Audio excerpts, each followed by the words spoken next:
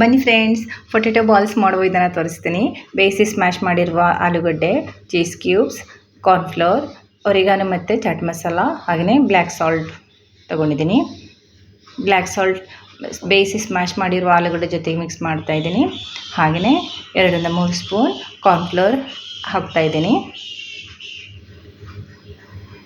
ಆಲೂಗಡ್ಡೆನ ಬೇಯಿಸಿ ಲಂಪ್ಸ್ ಇರೋದ ಹಾಗೆ ಚೆನ್ನಾಗಿ ಮಿಕ್ಸ್ ಮಾಡ್ಕೊಳ್ಬೇಕು.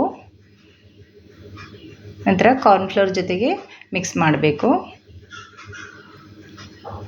ಒರಿಗಾನೋ ಮತ್ತು ಚಾಟ್ ಮಸಾಲ ಹಾಕ್ತಾಯಿದ್ದೀನಿ.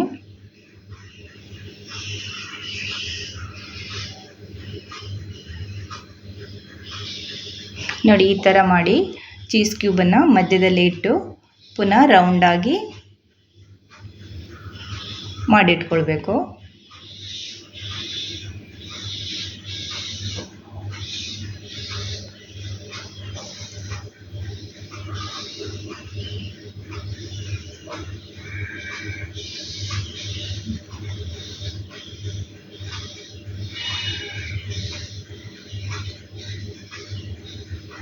ಎಣ್ಣೆ ಕಾಯಲಿಕ್ಕೆ ಇಟ್ಟಿದ್ದೀನಿ.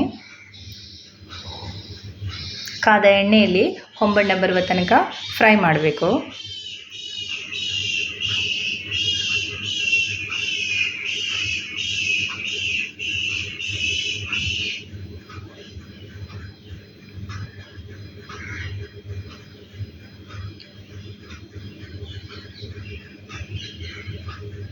ಇದಾಗಿದೆ. ಇವಾಗ